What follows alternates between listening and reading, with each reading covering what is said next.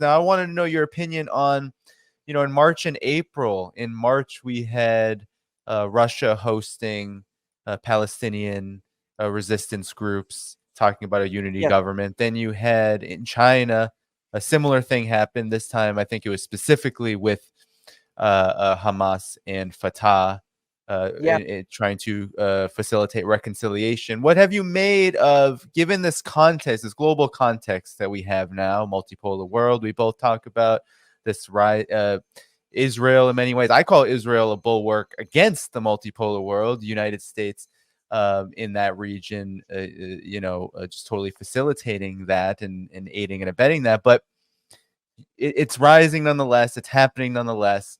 And Russia and China have made these very particular moves. And of course, there's always questions about it. Well, what does it mean? How significant is it? Is it enough?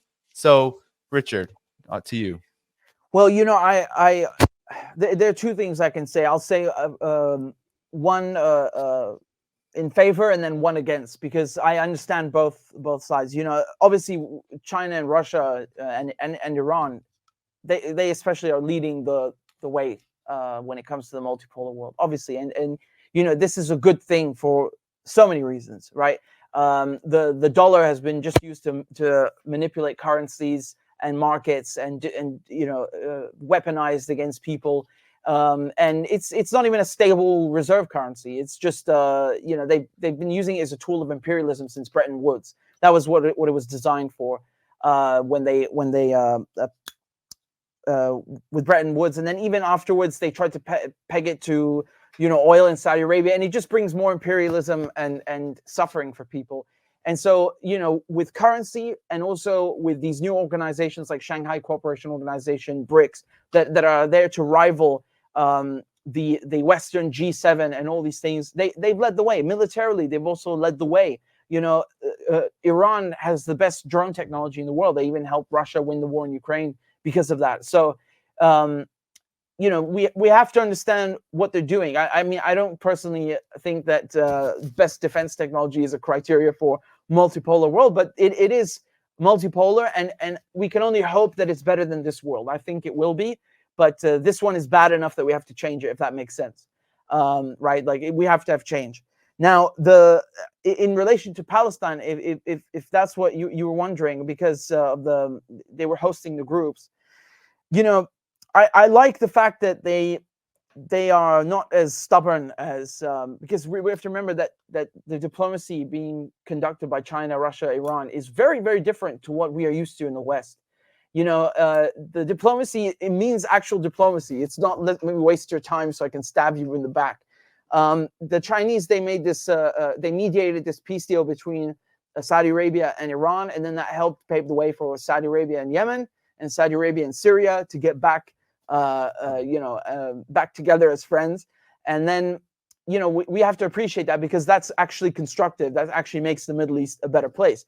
I don't think we can say that it worked 100%, because the Saudis, they're not doing a lot for Gaza, if anything. On the contrary, one of the reasons for the October 7 war was the normalization. So they wanted to stop that, Hamas. And, again, we can go into that later. But when it comes to China and Russia hosting Hamas, I mean, I used to talk to some people in Hamas when they were going to Russia about these meetings before the war. And, that's something we have to point out. These were not being held just because of the war. They were doing these already before, like two years ago even, So it's very smart. It's very smart to get Fatah and Hamas talking in a room, because the split happened in 2006 during the elections, and it's never been fully mended since. And the problem that Hamas have with the PLO, with Fatah, it's very funny to say PLO, because it's a far cry from what it used to be. With the PA is that the PA are seen as an extension of the occupation, and unfortunately, to a certain extent, they definitely are. I mean, Nizar Banat, for example, this commentator, they literally marched in and beat him to death in his house, the PA. And he was critical of them and of the occupation, the Israeli occupation. So, yeah, Nizar Banat, they murdered him. And then also Marwan Barghouti, for example, they want him freed from prison right now during the negotiations. And the PA stepped in to get Israel to remove him from the list. from the short list, because Hamas put together lists of people that they want freed from the jails. They look at who's been in there for how long, why are they in there? Of course, most of them have no charges or trial. But anyway, they wanted Marwan Barghouti out because he's seen as a viable successor to the leader of the PA, so the President Mahmoud Abbas, because everyone looks at him as a collaborator, whereas Barghouti is a completely different persona. He's someone who can actually lead, and so to have them dialoguing, I hope it brings good things. But we have to remember that now the PA is like you're looking at Israel, unfortunately. This doesn't apply to every single person in there, obviously, but we have to ask ourselves, where is Mahmoud Abbas during this genocide? Where are his thousands of security forces? Why aren't they helping? The genocide is not just in Gaza. They're also killing hundreds of people in the West Bank.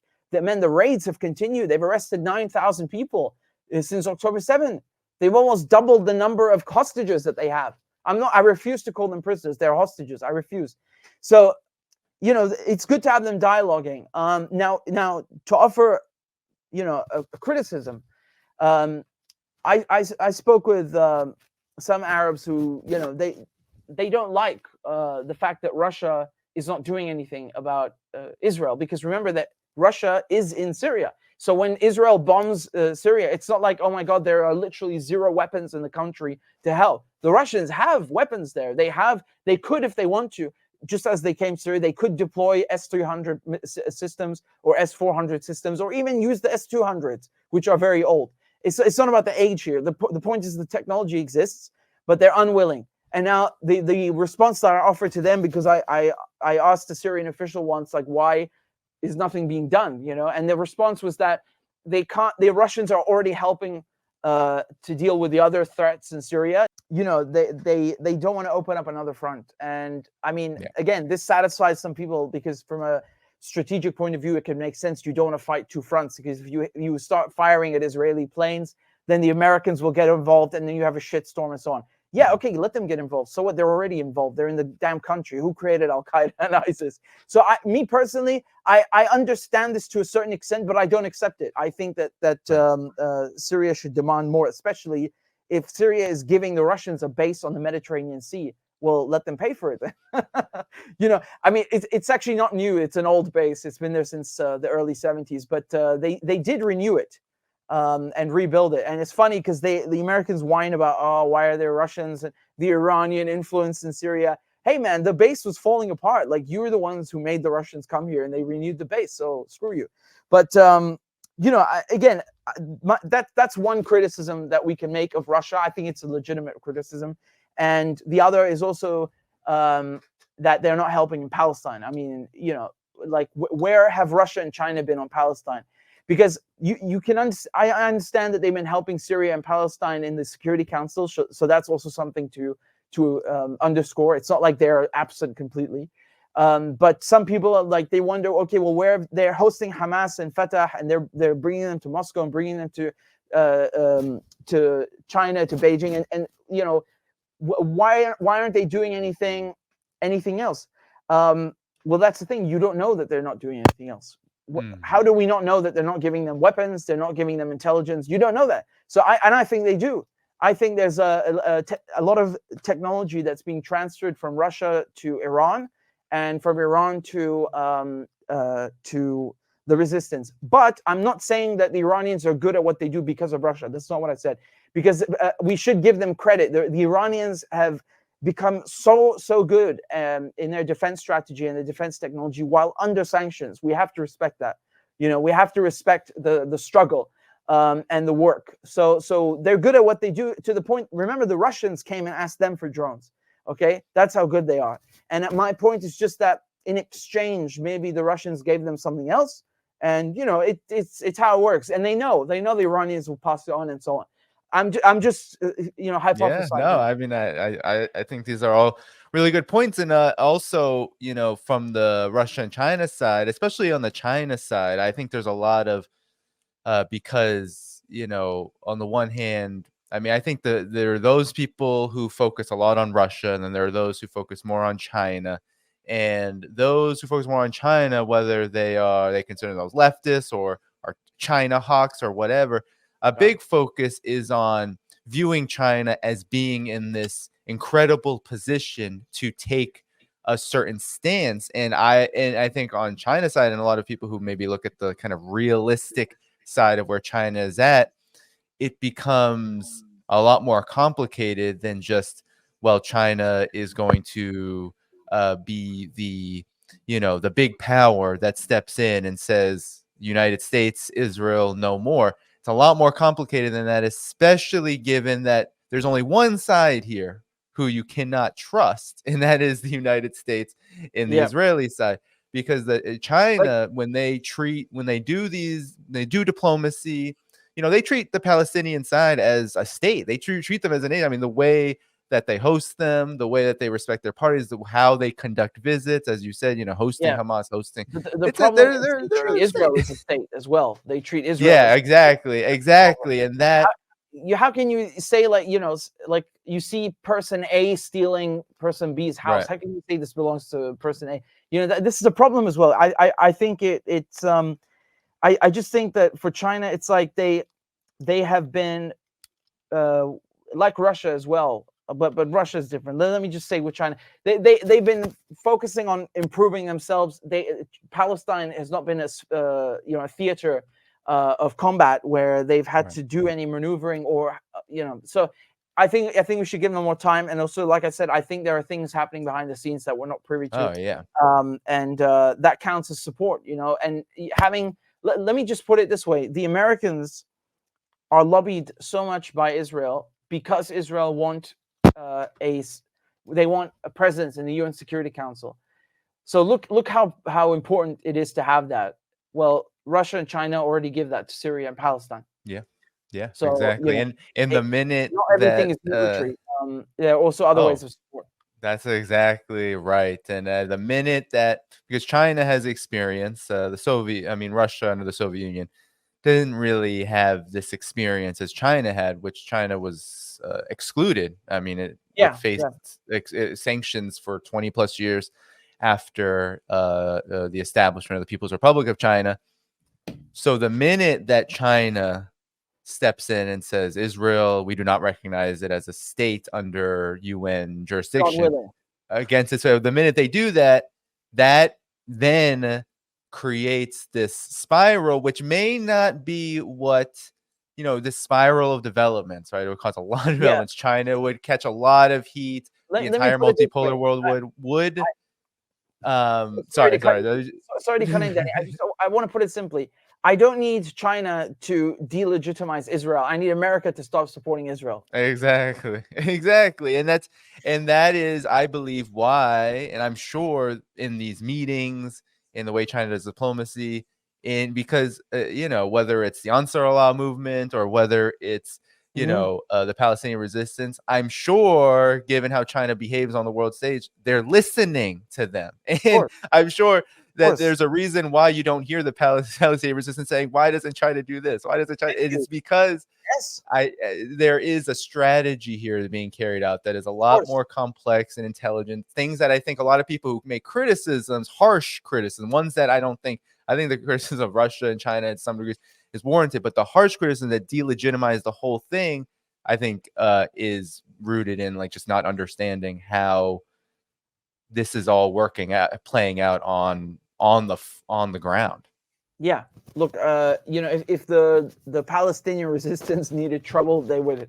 If they needed help with their trouble, if they needed anything else, they would simply ask. They would make statements and issue it. And again, when it comes to Syria, I mean, I understand, honestly, I understand both sides. I really understand both sides, who are people who are criticizing China and Russia and those who aren't. I really get it, because your instinct when you see this stuff happening is, somebody please help. This is the reflex, because you're seeing an injustice. It is so great. Right. And then you get mad at the people who are just standing and looking, right? But here's the thing. Those who are standing and looking, those who looked on and did nothing first, were the Europeans and the Americans. And actually, not only that, they helped to do this. They participated. So be mad at them. Focus your ire on them. They are the ones we should be mad at. Not the Chinese and the Russians. The Russians are trying to help us get away from all this crap. They're helping build tomorrow. And like I said, I'm sure they're aiding us in different ways. But again, I understand both sides. I really do get it, because it's frustrating to watch, you know, your people being killed and bombed. It's really upsetting. But yeah, I think we should be mad at the people doing the bombing. Yes. Yeah, it always seems to go on to what is Russia doing? What is China doing? When in retrospect, the only force that can stop the United States, that can stop Israel, is the United States. That is why it's And been the so Palestinian heartening resistance. and the resistance, exactly. And that's part of this idea of self-determination on the one side for the Palestinian resistance, and on the other, the fact that there's a responsibility for many of those making these criticisms, we have to be honest, are in the collective West.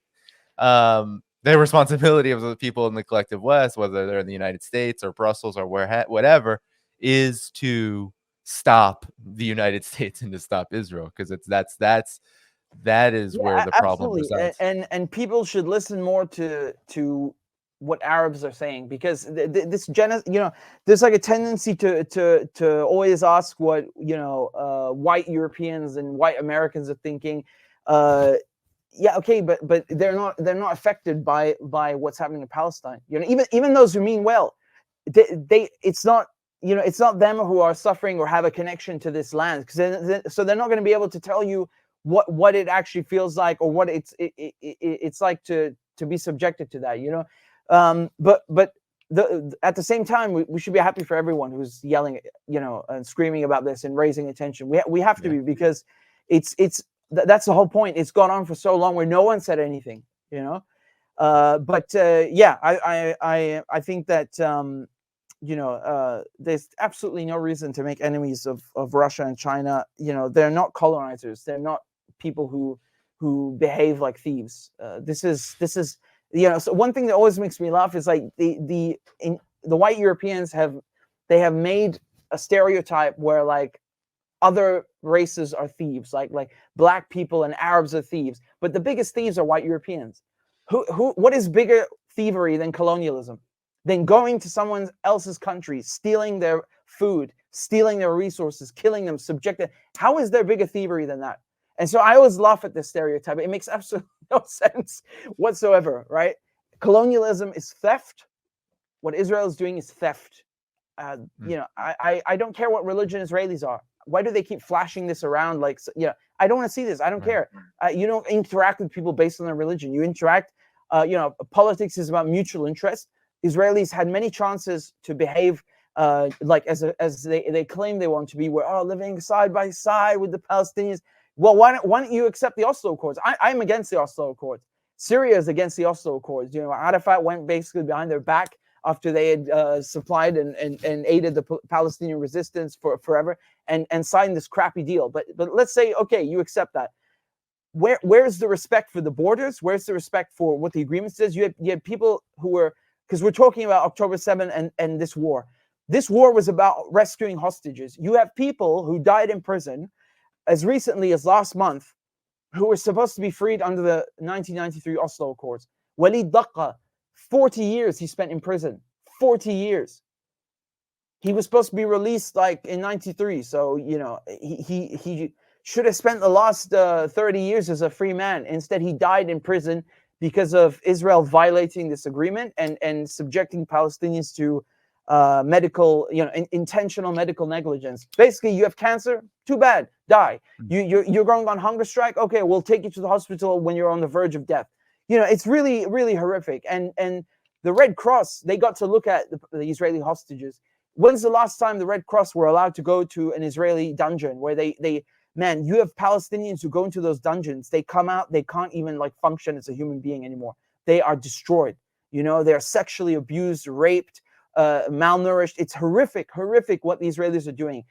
They have dungeons in the desert that no one even knows of their existence. You have thousands of Palestinians in these conditions. And then people wonder why did October 7 happen? Because of that, because of these hostages. That's why it happened. It's no one's saying it's nice, but the world looked on and did nothing when Palestinians were being taken hostage. Yeah. Yeah, thousands upon thousands. I mean, even just since so-called October 7th, I mean, thousands Yes, upon thousands just exactly. detained, picked up, you know, no charge, no trial, just this is a war. It's of course it's war of occupation. And so it's a war on a whole entire people. That's why people are calling it genocide, because it is a war on an entire people. Thank you for tuning in to my latest video. I appreciate all of your support. This channel, however, needs your help. I am seeking to make this channel more sustainable in the long term and upgrade necessary equipment to ensure that this work continues onward and makes progress to give you all of the geopolitical analysis that you all deserve.